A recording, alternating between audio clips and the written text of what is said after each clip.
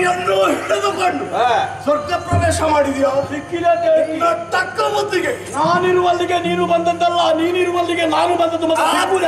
ಆದ್ರಿಂದ ಹೇಳಿದ್ದು, ನಾನಿರುವಲ್ಲಿಗೆ ನೀನು ಬಂದದ್ರಿಂದ ನೀನು ಎಲ್ಲ ಕೈಗೆ ಸಿಕ್ಕಿದೆ, ಇನ್ನು ಬಿಡಿಸಿಕೊಳ್ಳಿಕ್ಕೆ ನಿನ್ನ ಸೊಕ್ಕಿಗೆ ಬಂದರಿಯುವುದಕ್ಕೆ ಇದು ಸೂಕ್ತ ಕಾಲ.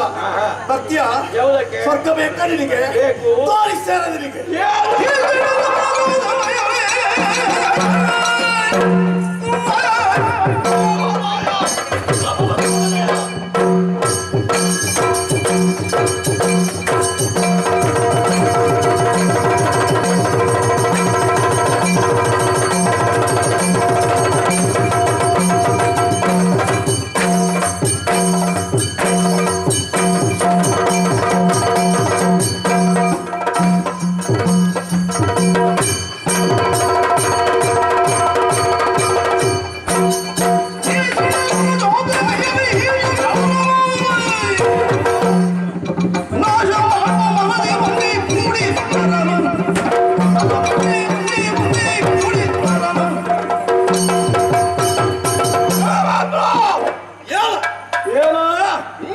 ಕಣ್ಣ ನೋಟದಿಂದ, ನಿನ್ನ ಬೆರಗಿನ ಮಾತಿನಿಂದ ಹೆದರಿಸಿ ಓಡಿಸುವಂತ ಭಾವಿಸಿದ್ದೇನೆ.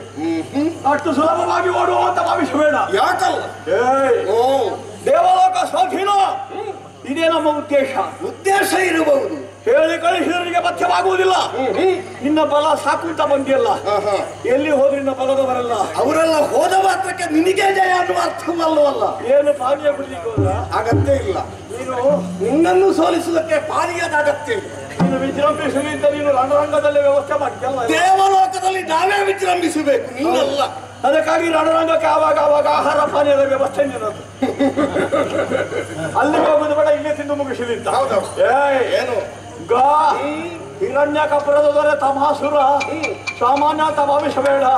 ಸಾಮದಿಂದ ನಾಕ ಬಿಟ್ಟು ಕೊಟ್ರೆ ಒಳ್ಳೆಯದು. ನೀನು ಕೊಡ್ಲಿಲ್ಲ ಅಂತಾದ್ರೆ ನಿನ್ನ ಇದುವರೆಗಿನ ಚಾರಿತ್ರ್ಯವನ್ನು ನಾಶ ಮಾಡಿ ದೇವಪೀಠವನ್ನು ಏರ್ಲಿಲ್ಲ. ನಾನು ತಮನಲ್ಲ. ಹಾಗಾದ್ರೆ ಆ ಚಂದವನ್ನು ನೋಡ್ತೆ.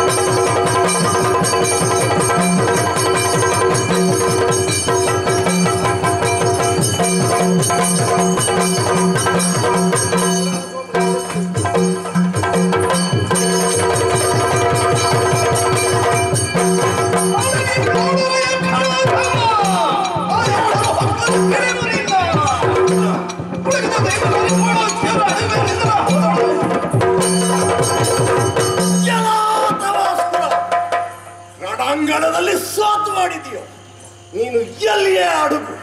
ಭೂಲೋಕದ ಕಡೆಗೆ ಗಿಳಿ, ಅಲ್ಲಿಗೂ ಬರ್ತೇನೆ, ಅಲ್ಲಿಗೂ ಬರ್ತೇನೆ.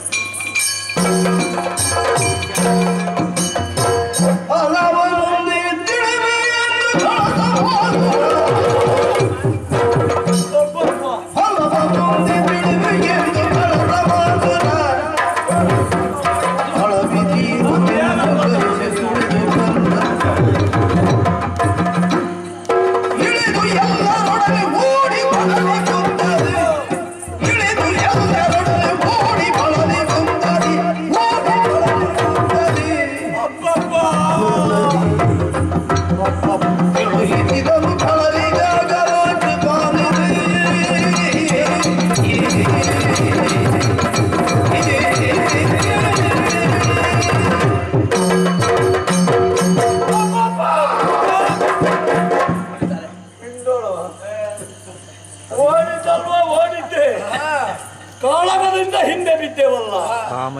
ಎಂತ ಆಳುಗಳು ನೀವು! ನೀವೆಲ್ಲ ಭರವಸೆ ಹೇಳಿದ್ರಿ ನನ್ನಲ್ಲಿ, ನಾವಿದ್ದೇವೆ ಹೇಳಿದ್ದೆ. ನಿಮ್ಮ ಮತ ಉಂಟು, ಬಲ ಉಂಟು ಅಂತ ಕಾಳಗಕ್ಕೆ ಹೊರಟದ್ದು. ರಣರಂಗದಿಂದ ಮೊದಲು ಓಡಿದ್ದು ನೀನೇ. ನಾನಿದ್ದೇನೆ, ಖಡ್ಗ ಹಿಡ್ಕೊಂಡು ಬರ್ತೇನೆ ಅಂತ ಹೇಳಿದ್ದಲ್ಲ. ಖಡ್ಗ ಹಿಡಿದಕ್ಕೆ ಪ್ರದರ್ಶನಕ್ಕ ದೇವತೆಗಳು ಹೊಡೆಯುವಾಗ ಮೊದಲು ಓಡಿದ್ದು ನೀನು.